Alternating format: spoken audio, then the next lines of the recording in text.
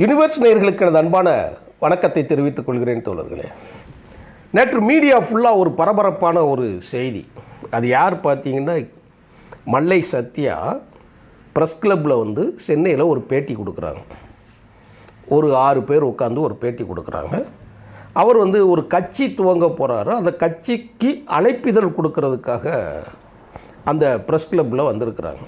அப்போ அவர் 3 செய்திகள் பெரிய அளவில் அவர் ஃபோக்கஸ் பண்ணுறார். என்ன பண்ணுறாருன்னா, வைகோ அவர்களுக்கு 250 கோடி சொத்து.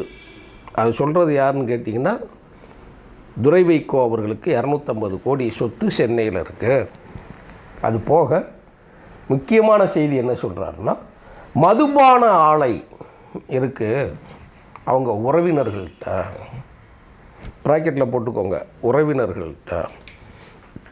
அதுக்கடுத்து முக்கியமாக சொல்கிறாரு, அரண்மனை போல் ஒரு வீடு இருக்குது, அது எப்படி வந்ததுன்னு கேட்குறாப்புல. ரொம்ப முக்கியமான கேள்வி.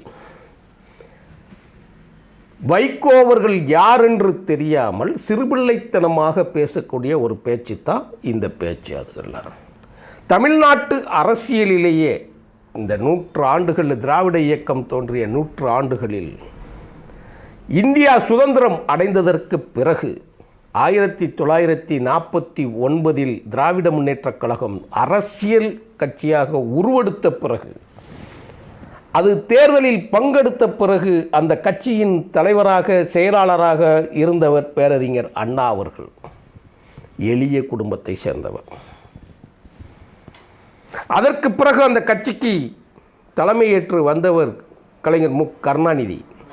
எளிய குடும்பத்தின் பின்னணியிலிருந்து வந்தவர்.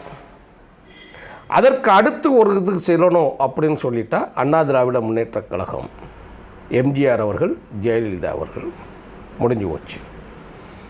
பாட்டாளி மக்கள் கட்சி துவங்குது, செயல்படுது. விடுதலை சிறுத்தைகள் கட்சி துவங்குது, செயல்படுது. புதிய தமிழகத்தை கூட அதில் சேர்த்துக்கோங்க. காங்கிரஸ் உள்ளே வச்சுக்கோங்க.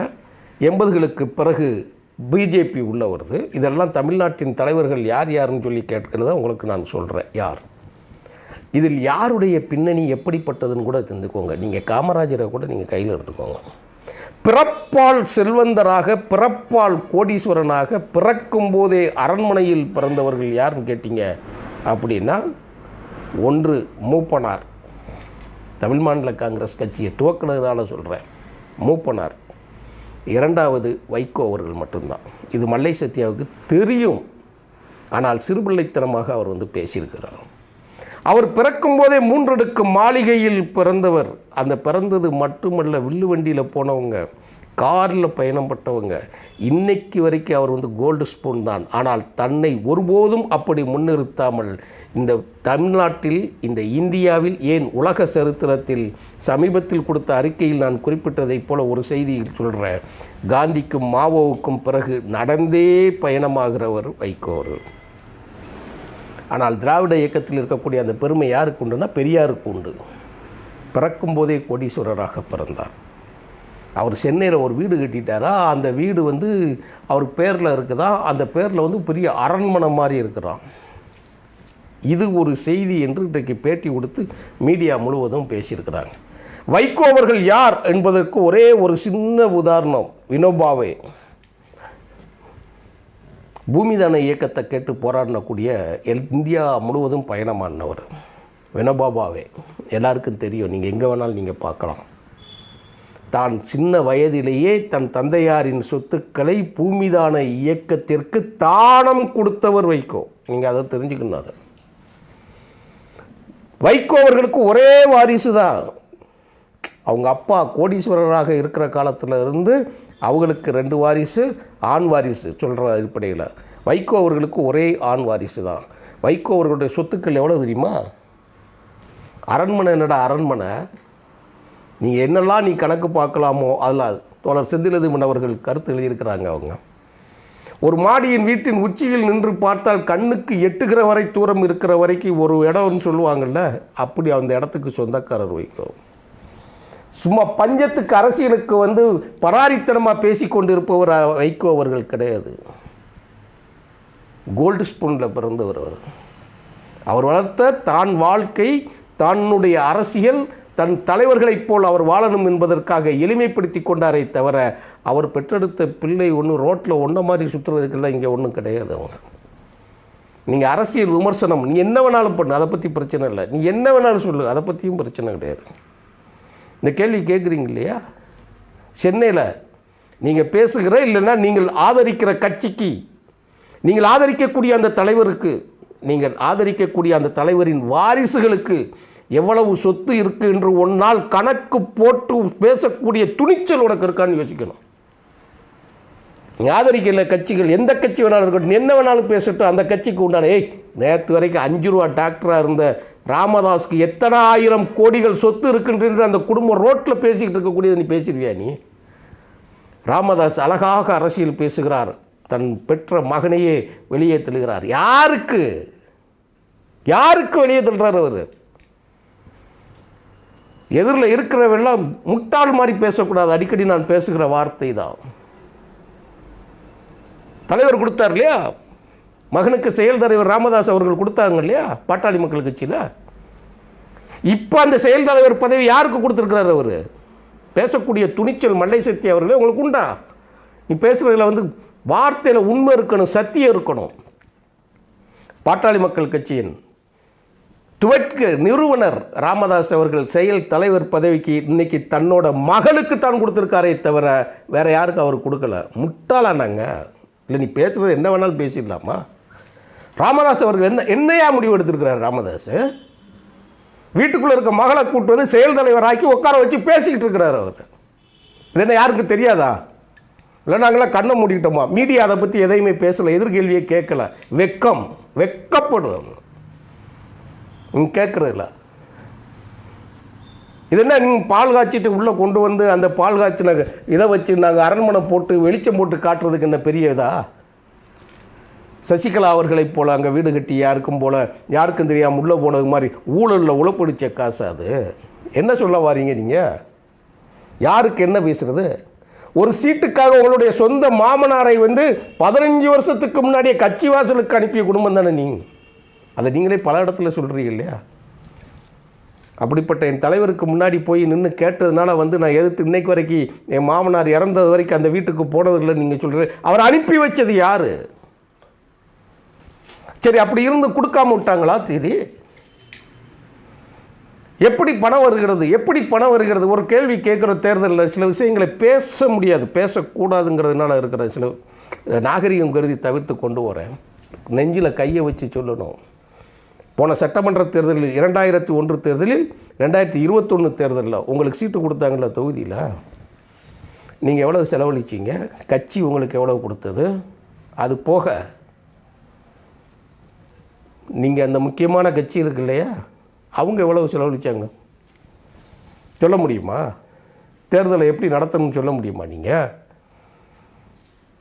உடனே பக்கமான செய்திகள், அத்தனையும் செய்திகள் உள்ளே போட்டு கக்கன்னு சிரிப்புகள் எதுகள் வர.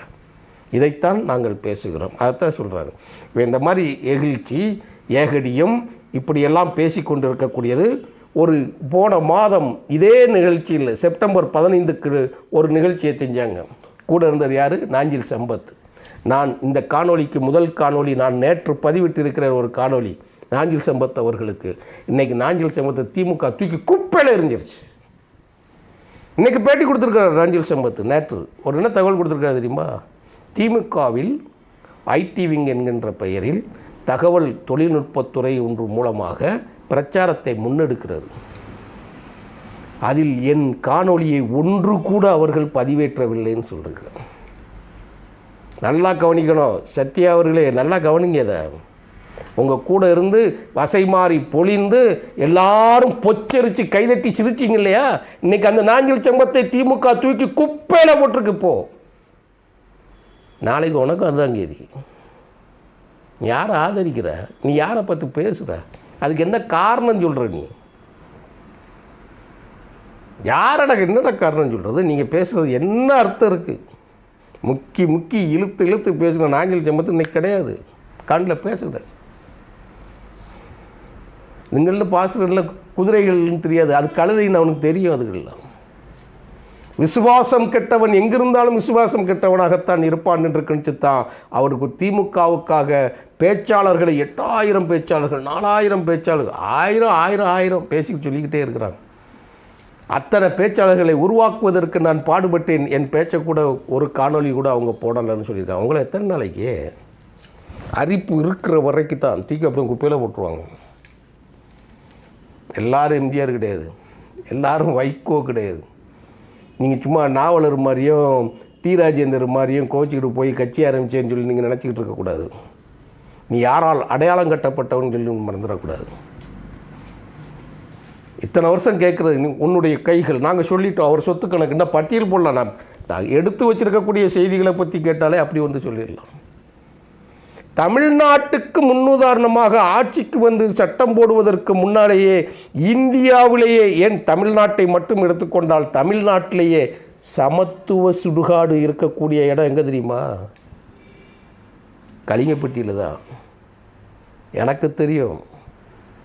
கலிங்கப்பட்டியில் ஆதி திராவிட மக்களும் அங்கே இருக்கக்கூடிய இடைநிலை சமூக மக்களும் உயர் சமூக மக்களும் யார் செத்தாலும் ஒரே சுடுகாடு தான், ஒரே எரிப்பு தான். அங்கே சாதாரணமாக தெருவில் வந்து ஒரு பூக்கடை வைத்திருக்கக்கூடிய ஒரு குடும்பமோ, இல்லை வயது முதிர்ந்து விவசாயத்தில் இருக்கக்கூடிய ஒரு குடும்பமோ, இல்லை அங்கே கடைநிலை தொழிலாளியாக இருக்கக்கூடிய ஒரு குடும்பமோ, ஏன் தலைவர் வைகோ அவர்களுடைய தாயாரே அங்கே தான் வைக்கப்பட்டாங்க.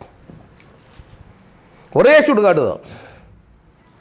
நீங்கள் சுட்டிக்காடு கிட்ட எத்தனை தலைவர்கள் பிறந்த ஊர்களில் இன்றைக்கி என்ன நிலமன்னு இதை நான் பேசிக்கிட்டு இருக்கேன். எங்கள் ஊர் ராஜபாளையத்தில் சமத்துவத்துக்கு சுடுகாடு கிடையாது, சாதிக்கு ஒரு சுடுகாட்டில் தான் இருக்கும் பேசிக்கிட்டு இருக்கோம். அவர் பிறக்கின்ற போதே அப்படித்தான். இடம் இல்லையா தன்னுடைய இடத்த கொடுத்து கோயில் கிட்ட சொல்லுவார். சர்ச் இல்லையா தன்னுடைய இடத்த கொடுத்து கோயில் கிட்ட சொல்லுவார். எந்த மதத்திற்கும் எல்லாத்துக்கும் தன்னோட இடமும் தன்னோட பங்கும் வேண்டும் என்று அவங்க இருக்கக்கூடிய இடங்கள். அவங்க போய் சென்னையில் போய் ஒரு வீடை கட்டி குடி இருக்கிறதுக்கு வந்து நீங்கள் வந்து அரண்மனை மாதிரியே வீடு இருக்க இதுகளில் டேய் ஒரு சாதாரண நேற்று வரைக்கும் ஒரு சினிமா நடிகைகளை கெட்டி பிடிச்சி கூத்தாடிக்கிட்டு இருக்கக்கூடிய ஒரு கூத்தாடி கட்டியிருக்கா வீடு. 4-5 தலைமுறைகளுக்கு முன்னாலே பண்ணையார்களாகவும் ஜமீன்தார்களாகவும் இருக்கக்கூடிய ஒரு குடும்பத்து பிள்ளை ஒரு வீடு இன்னைக்கு தாண்டா அவங்க சென்னையில் ஒரு வீடை கட்டுற. இன்னைக்கு வரைக்கும் தலைவர் வைகோ ஒரு வீடை போய் பார்த்துருக்கீங்களா? அந்த வீட்டுக்குள்ளே போயிருக்கீங்களா? 10 பேர் சேர்ந்து உட்கார முடியாது தெரியுங்களா? 10 பேர் சேர்ந்து உட்கார முடியாது. அப்படித்தான் வீடு. அந்த வீட்டில் தான் இன்றைக்கும் இருக்கிறாரு வைகோ அவர்கள். வீட்டை திறந்தோன்னு வச்சுக்கோங்களேன், 15 அடி பாதை தான். வீட்டுக்கு வெளியில் வந்து மக்கள் கதவை திறந்தால் மக்கள் எந்நேரம் வாக்கிங் போய்கிட்டு இருப்பாங்க. தெருவில் எல்லாம் இருக்கக்கூடிய சாதாரண ஒரு பாதசாரி இருக்கக்கூடிய இடத்துல தான் வாழ்கிறாரு. தனியாக ஒன்று அவர் ஒன்றும் கிடைக்கல. ஆனால் நீ போலுகிற ராமதாஸுக்கும் ராமதாஸ் மகனுக்கும் அன்புமணிக்கும் சண்டை வரும்போது அந்த மேடையிலே அறிவிச்சாப்பில் அன்புமணி பனையூர் வாங்க, அங்கே எனக்கு ஒரு பங்களா இருக்குது அங்கே வாங்கன்னு சொல்லி. எப்படி வந்துச்சு கேட்பியா? அங்கே நான் மற்ற தலைவர் பேரை எனக்கு சொல்ல விரும்பலை, சொல்லக்கூடாது, வேண்டாம். வீடுகளுக்கெல்லாம் போயிருக்கீங்களா நீங்கள்? அவங்களெல்லாம் பேசுகிறவங்களுக்கு துணிச்சல் இருக்கா? அரசியலில் 1000 ஆச்சரியங்கள் இருக்கும், அரசியலில் 1000 நிறைகுறைகள் இருக்கும்.